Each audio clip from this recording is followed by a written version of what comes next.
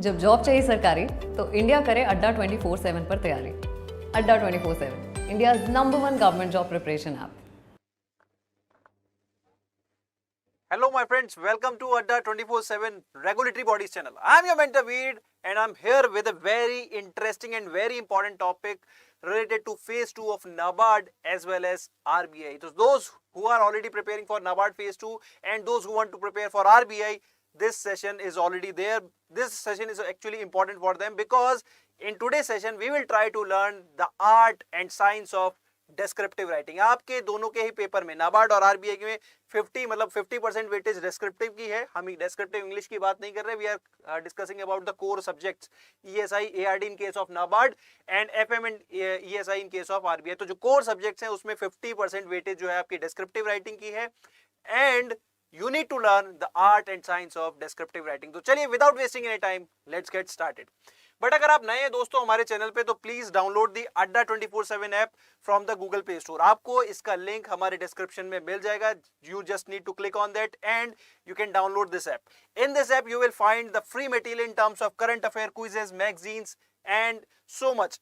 And अगर आप हमारा कोई भी पेड कंटेंट चेकआउट करना चाहते हैं, that is our premium study material, तो ऐप पे आपको उसको एक एडिशनल डिस्काउंट मिलता है जिसके बारे में एंड ऑफ द सेशन में आपको बताऊंगा।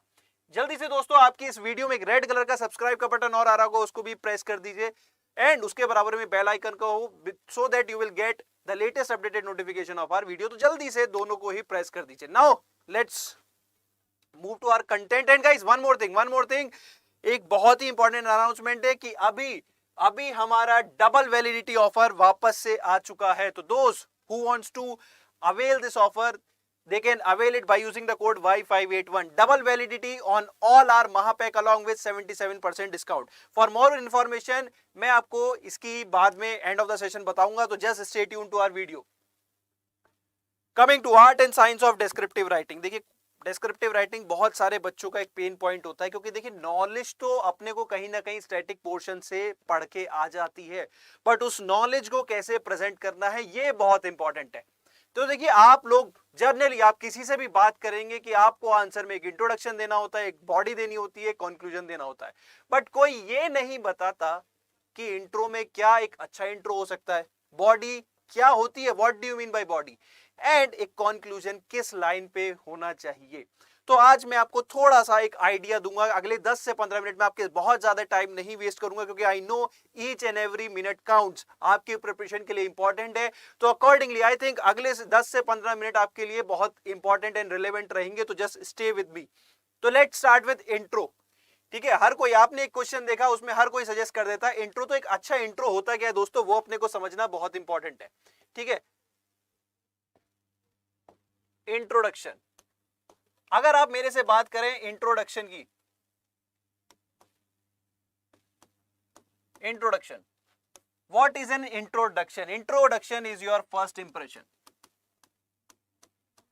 दोस्तों फर्स्ट इंप्रेशन होता है ये आपका, it is this point where आप सबसे ज्यादा मार्क्स स्कोर कर सकते हैं। अगर आपका इंट्रोडक्शन अच्छा है, it will force the evaluator to look into your body.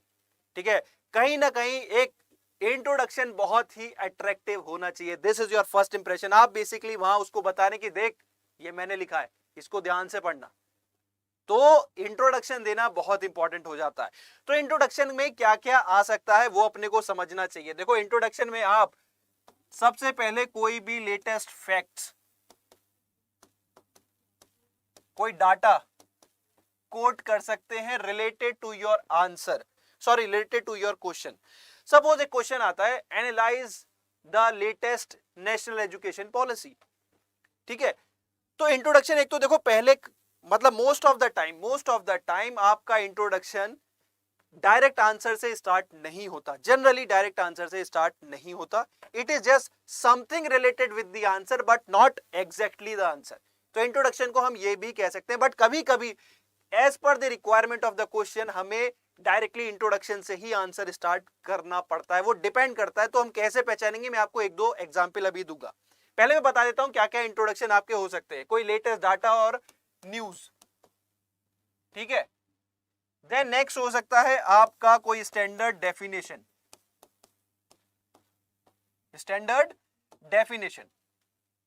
ठीक है, लाइक कोई अगर आपसे पूछ लिया जाता है what do you mean by financial inclusion, तो उसकी कोई स्टैंडर्ड बॉडी ने कोई डेफिनेशन दी हुई है तो वो आपको यहाँ पे देनी होती है। देन थर्ड क्या हो सकता है?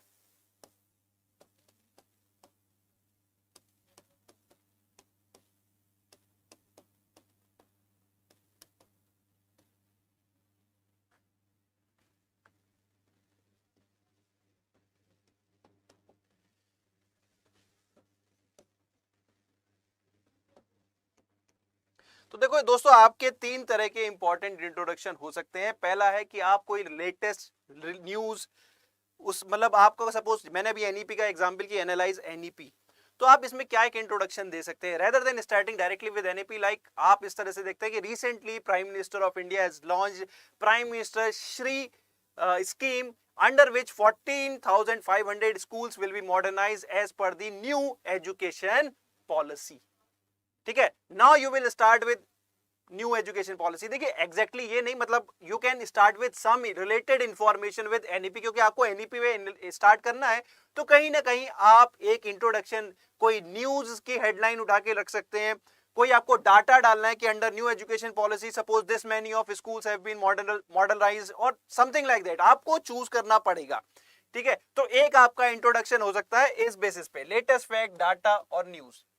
देन आपका हो सकता है कि आपके क्वेश्चन की डिमांड हो like what is financial inclusion, discuss it's advantage and disadvantage, मतलब इस तरह का सपोज कोई क्वेश्चन आता है तो यह क्वेश्चन की जो है ना, there is a direct demand कि they are asking what is financial inclusion. तो यहां आप चाहे तो इससे भी स्टार्ट कर सकते हैं और आप फाइनेंशियल इंक्लूजन की कोई स्टैंडर्ड डेफिनेशन भी दे सकते हैं। और when I am mentioning standard definition, देखो दोस्तों फाइनेंशियल इंक्लूजन का कंसेप्ट हमें सबको पता होता है, बट स्टैंडर्ड का मीनिंग ये है कि आप वहां पे कोई स्टैंडर्ड अथॉरिटी कोट कर रहे हैं। लाइक फाइनेंशियल इंक्लूजन अगर कोई स्टैंडर्ड डेफिनेशन है, सपोज नीति आयोग ने कोई डेफिनेशन दी है, आरबीआई ने कोई डेफिनेशन दी है, तो उससे क्या होता है जब आप ये word as per RBI financial inclusion means providing financial services to the weaker section of the society, suppose ये डेफिनेशन है, तो अगर आप वहां एज पर आरबीआई लिख देंगे तो डेफिनेटली इवैल्यूएटर के मन में जाएगा ओके ये जानता है, इसने आरबीआई की डेफिनेशन को पढ़ा है। अगर आप सिंपल लिख देंगे कि as per the financial inclusion means providing financial services to so and so, तो वो एक कहीं ना कहीं ठीक है, एक जनरल सा इंट्रोडक्शन, एक स्टैंडर्ड सी डेफिनेशन, सॉरी स्टैंडर्ड नहीं, एक जनरल सी डेफिनेशन आप लोगों ने वहां पे दी है। ठीक है, तो accordingly choose what you need to give. ठीक है, आप यहां पे ये भी यूज कर सकते थे, बट क्योंकि क्वेश्चन की डिमांड है व्हाट इज फाइनेंशियल इंक्लूजन, तो अगर आप यहां से भी स्टार्ट करते हो this could be a better option. अब दोस्तों एक थर्ड चीज आती है कि कोई कोट, ठीक है, कोई मोटिवेशनल कोट या फिर कोई जनरल कोट, किसी स्टैंडर्ड पर्सनैलिटी ने कोई कोट दिया है तो क्या हमें उससे स्टार्ट करना चाहिए।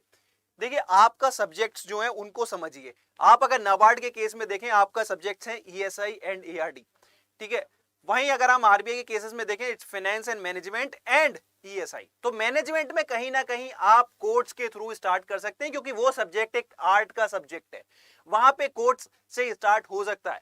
ठीक है, वहां राइटिंग स्किल्स आपके चेक होते हैं, बट बाकी जो सब्जेक्ट्स हैं आपके, ईएसआई हो, फाइनेंस हो, आपका क्या कहते हैं एग्रीकल्चर हो, तो ये यार टेक्निकल सब्जेक्ट, यहां पे आप कोई कोड डालोगे, कोई मोटिवेशनल थिंकिंग डालोगे, तो यार देखो आपका आंसर ठीक है, but as a technical aspect पे वो एक अच्छा इंट्रोडक्शन नहीं होगा, क्योंकि यहां पे आपकी एनालिटिकल स्किल चेकिंग हो रही है, वहां पे कोट्स डालना अच्छा नहीं होता। कोट्स आपके मैनेजमेंट में डालने अच्छे हैं, आपके एस्से राइटिंग में डालने अच्छे हैं। तो आपका जो डिस्क्रिप्टिव इंग्लिश का पेपर है वहां सपोज आप किसी कोट से स्टार्ट करते हो तो then it will be a good option. ठीक है, जैसे आप सपोज एक छोटा सा एग्जांपल है बचपन से, time and tide wait for none, ठीक है, इस तरह से सपोज आप लिखना चाहते हो तो ठीक है, it will make sense in essay, it will make sense in management, but it won't make much sense in finance। But आप कोट भी अगर कोट करना चाहते हो इस आंसर के अंदर तो बहुत केयरफुली आपको कोट करना चाहिए, सो दैट जो आपका टॉपिक है उससे रिलेटेड आपकी अप्रोच रहे। लाइक अगर सपोज मैं एक एग्जांपल दूं, अगर मेरे को कोट यही टाइम एंड टाइड अपने एनईपी वाले आंसर में कोट करना हो तो कैसे करूंगा, तो मैं इसका इंट्रोडक्शन सपोज दोस्तों इस तरह से करूंगा कि from early childhood we always learn time and tide wait for none, but government has waited for long to change the education policy in India. And though the government has came late, but it came well. इस तरह से मतलब मैं कोई एक standard सा line बनाऊंगा कि मैं अगर कोट भी डाल रहा हूं तो वो मेरे आंसर की रिक्वायरमेंट को मीट अप होना चाहिए. तो दिस इज अबाउट इंट्रोडक्शन दोस्तों. आई होप आपको आइडिया लगा हो कि what could be an introduction and how you can make your answer stand out from others. ठीक है, either you can quote some latest news, either you can quote some standard definition or some motivational quote or like that. ठीक है, तो this is about your first impression which is introduction. I hope आप लोगों को मजा आया हो. अगर मजा आया है तो do give me a thumbs up. ठीक है, then moving to body part. ठीक है, इंट्रोडक्शन हो गया है, first impression is done. Now let the evaluator know कि now you are moving to the answer of the question that has been asked. ठीक है, तो अगर जैसे हमने वो देखा था जो डायरेक्ट क्वेश्चन है जहां डेफिनेशन रिक्वायर्ड है तो उसमें तो आप डायरेक्टली मूव ऑन कर सकते हैं. बट अगर आपने कोई something related with the answer लिखा है, नॉट एग्जैक्टली, तो अब आपको इंट्रोडक्शन और बॉडी के बीच में एक लिंकिंग बनानी पड़ेगी. ठीक है, तो वो लिंकिंग बनानी जरूरी है. आप डायरेक्टली बॉडी में स्टार्ट नहीं कर सकते. ठीक है, तो एक पता लगना चाहिए कि मैंने एक इंट्रोडक्शन दिया है. Now I am gonna give the answer to your questions in the body part. ठीक है, तो उसके लिए आप एक लिंक बनाइए. It depends on the question. ठीक है, तो देखो जैसे मैं अगर आपसे कहूं, जैसे हमने पूछा था, क्वेश्चन पूछा था एनालाइज एनईपी, तो आपने सपोज कोई डाटा दे दिया इंट्रोडक्शन कि वहां पे आपने कोई फैक्ट दे दिया कि so many schools have been modernised under NEP. So guys, now what you will do, you will create a link between your introduction and body. कैसे? अब आप वहां पे लिख सकते हो दो so many with the introduction of new NEP policies, so many issues have been arised.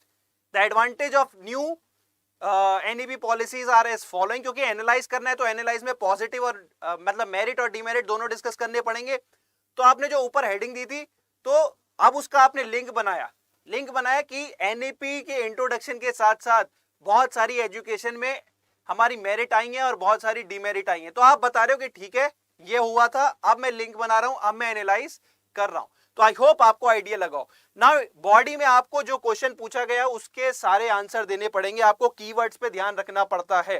Like suppose आपसे पूछा है एनालाइज, कंपेयर, डिफरेंशिएट, मतलब ये कहीं ना कहीं आपको सिक्के के दोनों पहलू वहां पे बताने होंगे. इवेल्युएट, ठीक है, evaluate means evaluate the positive aspects as well and negative as well, and in words के अकॉर्डिंग आपको फाइनली कंक्लूजन भी देना होता है. तो body is the place where you write the exact answer.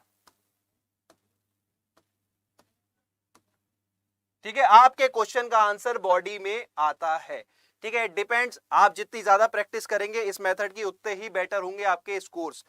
ठीक है, तो बॉडी में आप now you need to practise आपके क्वेश्चन को आपको किस तरह से प्रेजेंट करना है. अब बॉडी में एक बहुत इंपॉर्टेंट फैक्ट आता है, बच्चों के मन में डाउट, सर पैराग्राफ फॉर्म में लिखे, पॉइंट वाइज फॉर्म में लिखे. देखो जनरली जब आपका क्वेश्चन इवेल्युएट, हाईलाइट, तो ये जो आप देखेंगे ना, ये क्वेश्चन ही यहाँ पे पॉइंट मांग रहा है, नंबर ऑफ पॉइंट्स. बट अगर आप उसे पैराग्राफ में भी लिखें तो भी कोई बड़ी बात नहीं है. बट देखो कहीं ना कहीं अगर पॉइंट्स में लिखते हैं इस तरह के क्वेश्चन में, तो जैसे एडवांटेज, डिसएडवांटेज, तो ऑटोमेटिकली इवेल्युएटर सपोज जल्दी में है, सपोज, दो जल्दी में होते नहीं है, बट सपोज आपको दिखेंगे उसने 6 पॉइंट एडवांटेज, अब वो पढ़ेगा advantage of NEP are as following 1 2 3 4 5 6. ठीक है, अच्छा यार 6 पॉइंट लिखिए, ओके, मतलब कहीं ना कहीं उसको क्लियर पिक्चर, भले ही वो हर पॉइंट ना पढ़े, उसे क्लियर दिख जाएगा कि हाँ इसने 6 पॉइंट लिखे हैं. ठीक है, अगर आप उसे पैसेज फॉर्म में ले तो ठीक है, उसको एक एक पढ़ता तो देखो पूरा आंसर ही है, बट कहीं ना कहीं ठीक है, मतलब एक माइंड में भी चलता रहता है ना कि यहाँ 6 पॉइंट क्लियरली दिख रहे हैं, 6 पॉइंट नीचे दिख रहे हैं. तो as per the demand of the question, जैसे अब अगर आपका क्वेश्चन आता है राइट शॉर्ट नोट, तो मे बी वो क्वेश्चन अगर पैराग्राफ फॉर्म में हो तो बेटर रहेगा. बाकी अब डिपेंड करता है आप अंदर नोट में क्या क्या लिख रहे हो. ठीक है, अगर सपोज आ जाता है right A short note on NEP, तो एनईपी के आप इंट्रोडक्शन दे देते हो, देन एनईपी के एडवांटेज डिसएडवांटेज अगर डिस्कस कर रहे हो, तो जहां अगर वो कर रहे हो तो फिर वो पॉइंट में देने पड़ेंगे. तो टोटली डिपेंड्स आप एक आंसर को कैसे प्रेजेंट करना चाहते हो. I have seen the students who have selected, उन्होंने दोनों ही तरह से लिखे हैं, but majorly point wise answer लिखना as per the demand of question. ठीक है, जैसे highlight the difference, advantage, disadvantage, evaluate, इस तरह के क्वेश्चंस में जनरली आपको पॉइंट्स में लिखोगे तो बेटर होगा. तो this is about the body part guys. Now moving to the conclusion, conclusion में अपने को क्या लिखना चाहिए? ओ सॉरी, कंक्लूजन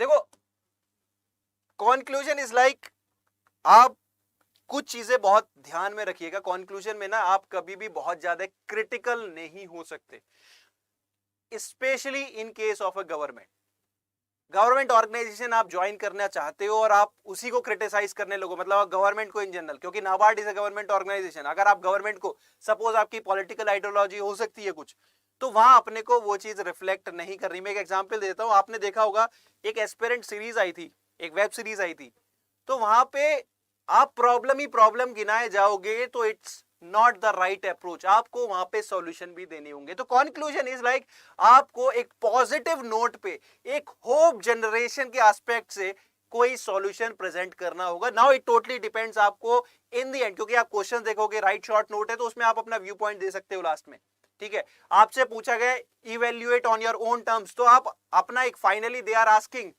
आपको कंपेयर भी बोला है तो आपको एक फाइनल कंक्लूजन तो मांगा ही उन्होंने, डायरेक्टली इनडायरेक्टली डिस्कस भी लिखा है तो भी उन्होंने डिस्कस में दोनों पॉइंट्स पूछे हैं, देन तो कहीं ना कहीं एक कंक्लूजन आपका लास्टिंग इंप्रेशन होता है।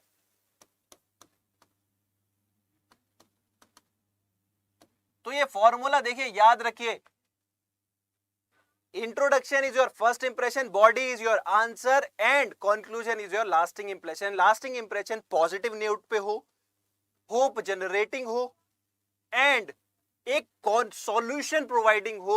ये तीन चीजें याद रखिए, एक सॉल्यूशन प्रोवाइडिंग हो तो that would be a complete solution.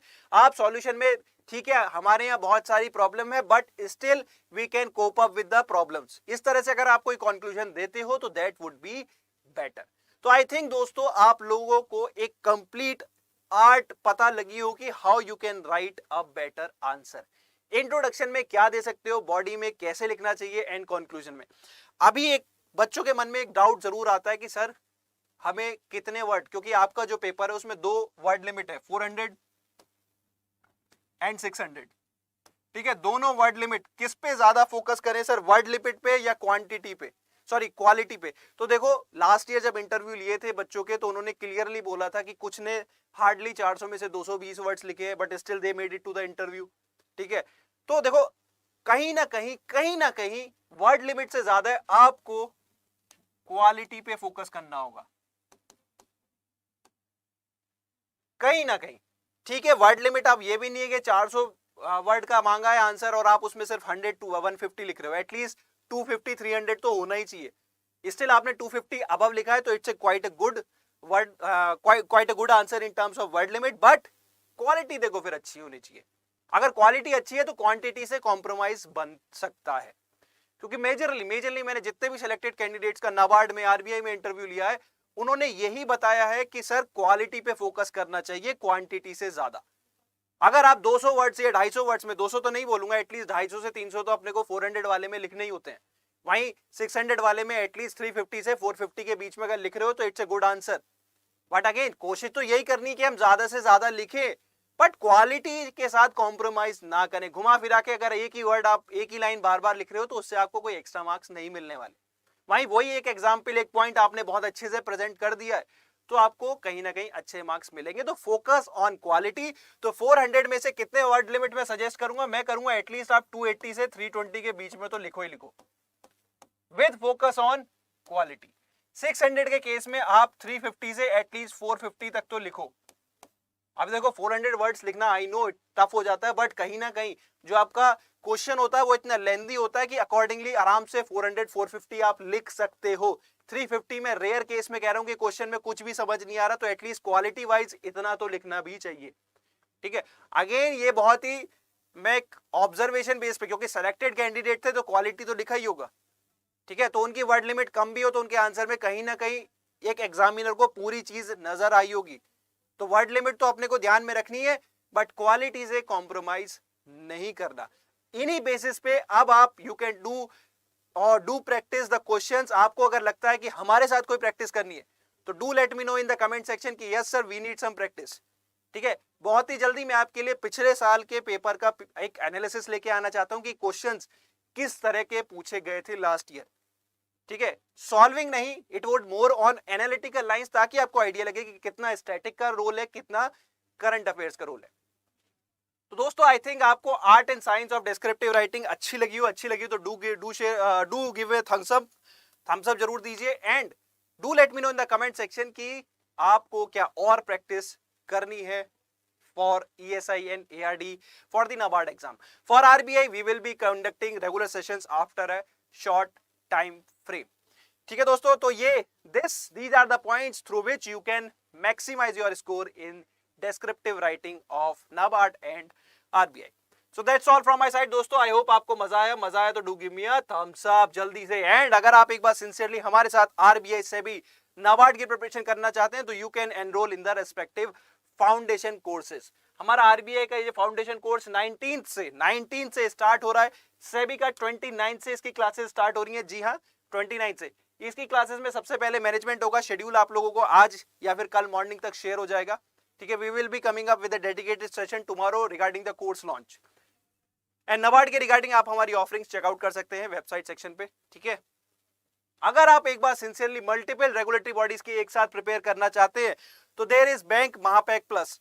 ठीक है, so this is the pack which you can choose. And दोस्तों अभी के लिए मैं आपको बताना चाहता हूं, जितने भी हमारे महापैक है, बैंक महापैक प्लस हो, बैंक महापैक हो या अड्डा का महापैक हो, सभी पे डबल वैलिडिटी ऑफर है. तो चूज योर ऑप्शंस वाइजली.